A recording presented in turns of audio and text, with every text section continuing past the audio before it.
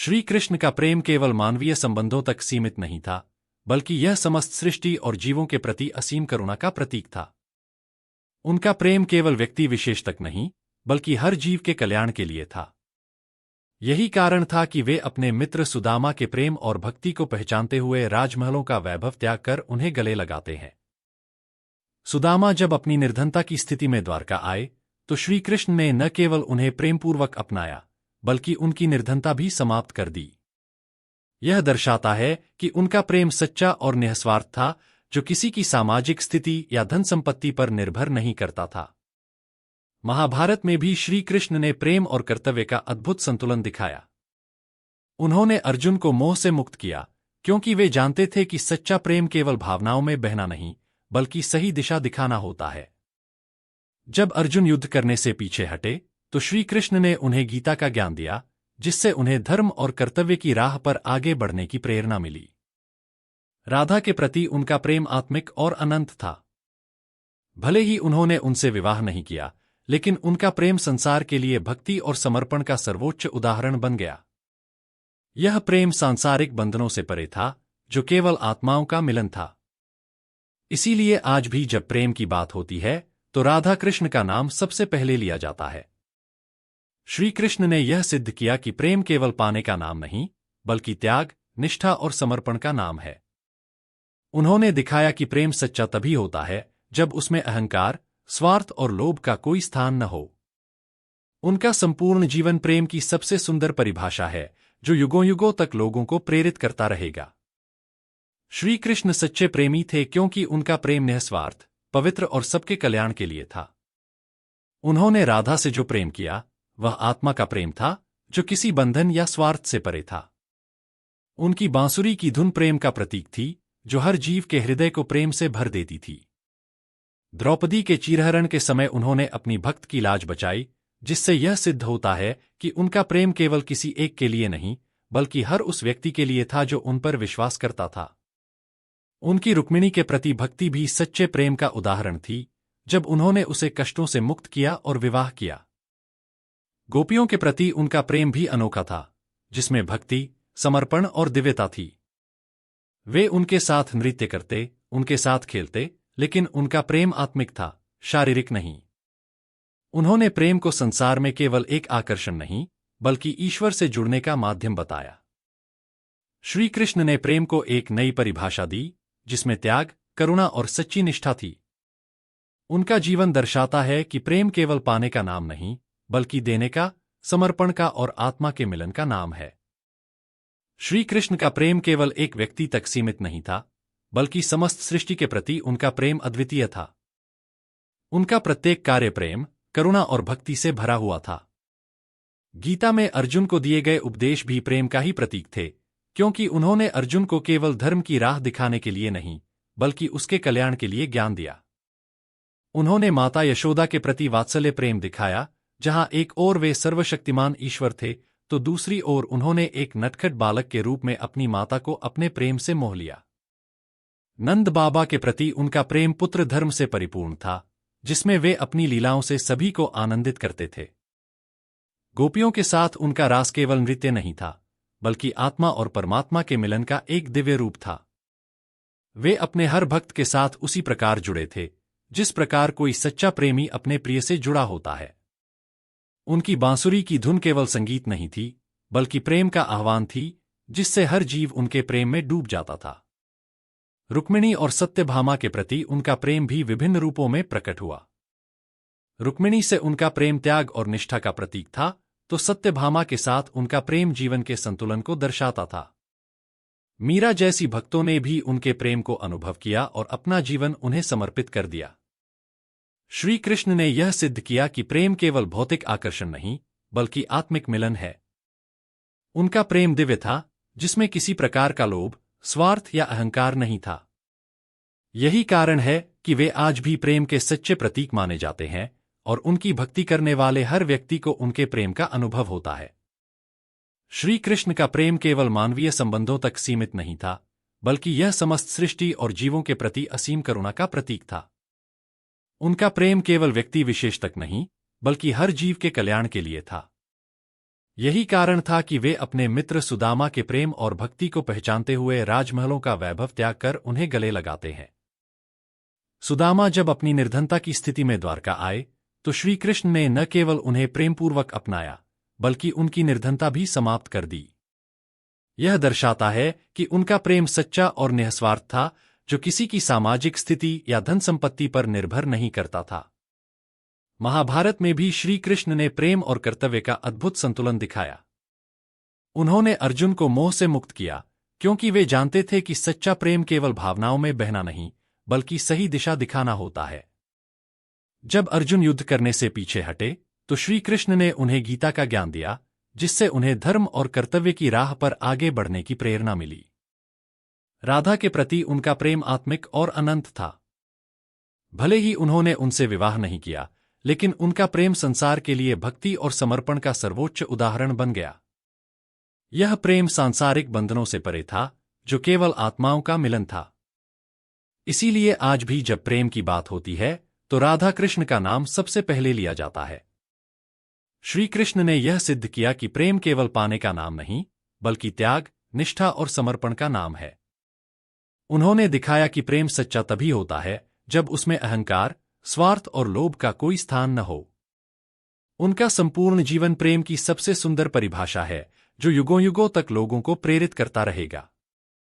श्री कृष्ण का प्रेम केवल मानवीय संबंधों तक सीमित नहीं था, बल्कि यह समस्त सृष्टि और जीवों के प्रति असीम करुणा का प्रतीक था। उनका प्रेम केवल व्यक्ति विशेष तक नहीं, बल्कि हर जीव के कल्याण के लिए था। यही कारण था कि वे अपने मित्र सुदामा के प्रेम और भक्ति को पहचानते हुए राजमहलों का वैभव त्याग कर उन्हें गले लगाते हैं। सुदामा जब अपनी निर्धनता की स्थिति में द्वारका आए, तो श्री कृष्ण ने न केवल उन्हें प्रेमपूर्वक अपनाया, बल्कि उनकी निर्धनता भी समाप्त कर दी।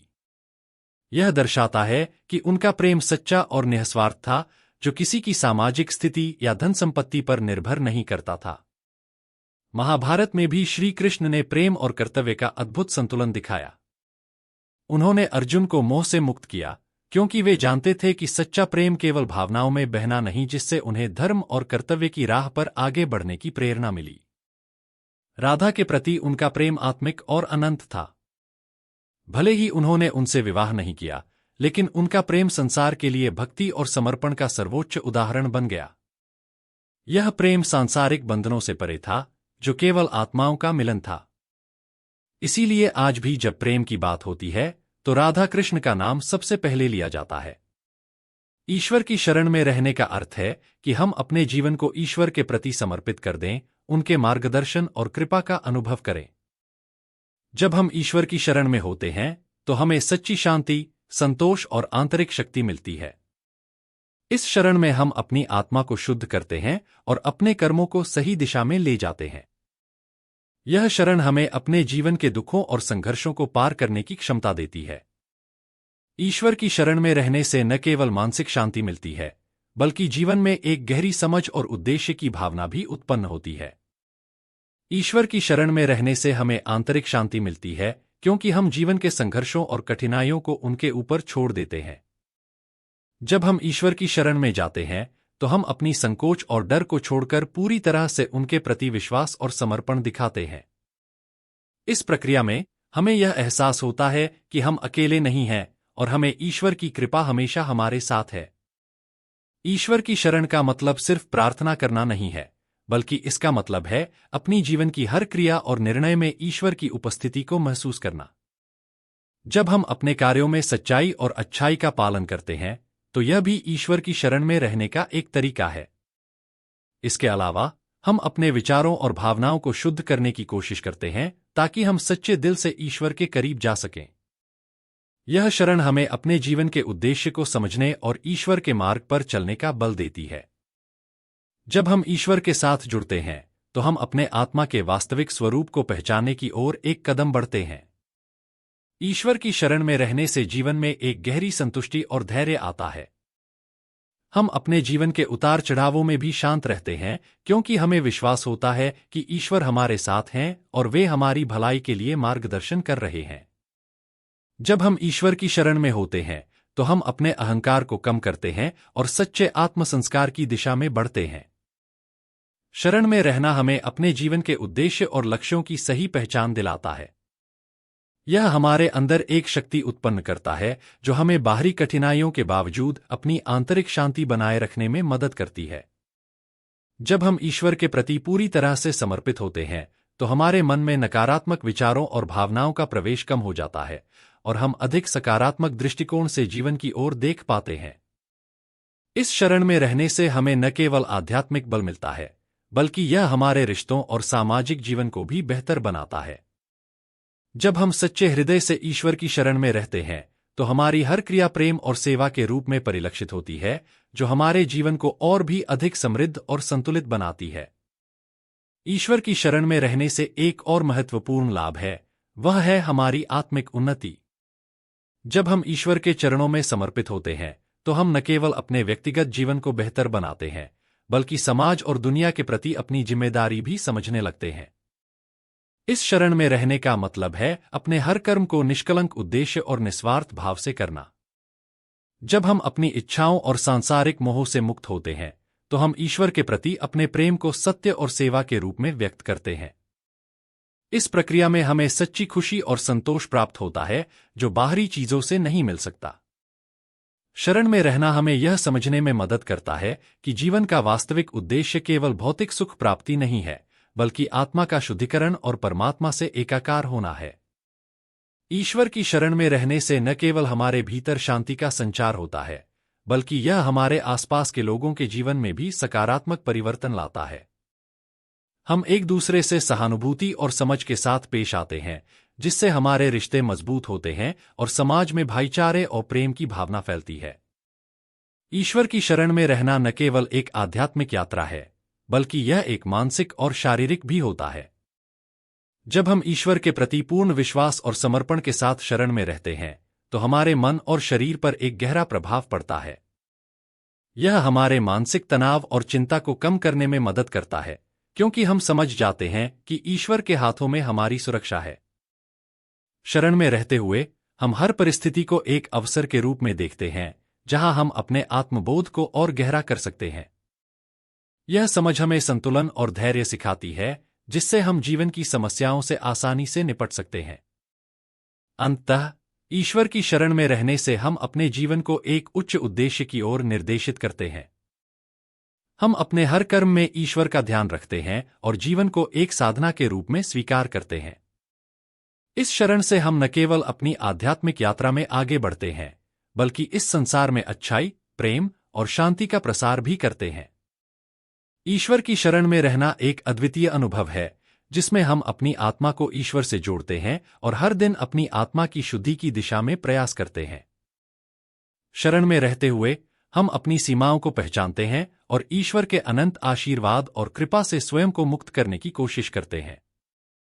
इस प्रक्रिया में हम अपने आत्मसंस्कार और आत्मविकास पर ध्यान केंद्रित करते हैं, ताकि हम जीवन के सर्वोत्तम रूप को अनुभव कर सकें।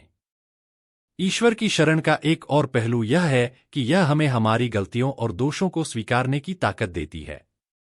जब हम ईश्वर के प्रति समर्पित होते हैं तो हमें यह एहसास होता है कि हम सभी मनुष्य हैं और हमें अपनी कमजोरियों को समझने और उनसे उबरने के लिए निरंतर प्रयास करना चाहिए। यह शरण हमें हर परिस्थिति में आत्मविश्लेषण और आत्मसुधार के लिए प्रेरित करती है। इस शरण में हमें जीवन के वास्तविक उद्देश्य की समझ आती है। हमें पता चलता है कि हमारा अस्तित्व केवल आत्मसुख के लिए नहीं है, बल्कि समाज के प्रति जिम्मेदारी और मानवता की सेवा के लिए भी है।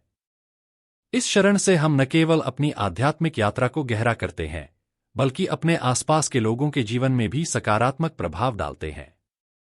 ईश्वर की शरण में रहने से हम अपनी आत्मा को परमात्मा से जोड़कर जीवन को एक नया दृष्टिकोण देते हैं। यह शरण हमें आंतरिक शक्ति और दृढ़ता प्रदान करती है, जिससे हम जीवन के हर संघर्ष से उबर सकते हैं।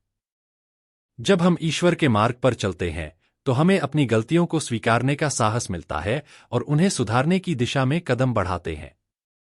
यह शरण हमें अपने अहंकार को तजने और दूसरों के प्रति विनम्रता विकसित करने की प्रेरणा देती है।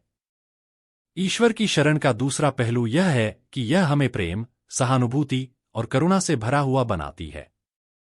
जब हम खुद को ईश्वर के चरणों में समर्पित करते हैं तो हम अपने भीतर एक गहरी शांति और संतोष का अनुभव करते हैं। हमें यह महसूस होता है कि जीवन में हर चुनौती को स्वीकारने और हर कठिनाई को पार करने की शक्ति ईश्वर की कृपा से ही मिलती है। इस शरण में रहकर हम न केवल आत्मा की शांति प्राप्त करते हैं, बल्कि यह हमें समाज में अच्छाई फैलाने का भी एक माध्यम बनाती है।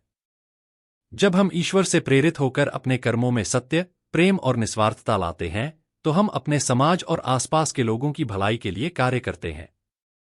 इस तरह ईश्वर की शरण में रहने से न केवल हम खुद को बेहतर बनाते हैं, बल्कि हम पूरे समाज को सकारात्मक दिशा में प्रेरित करते हैं।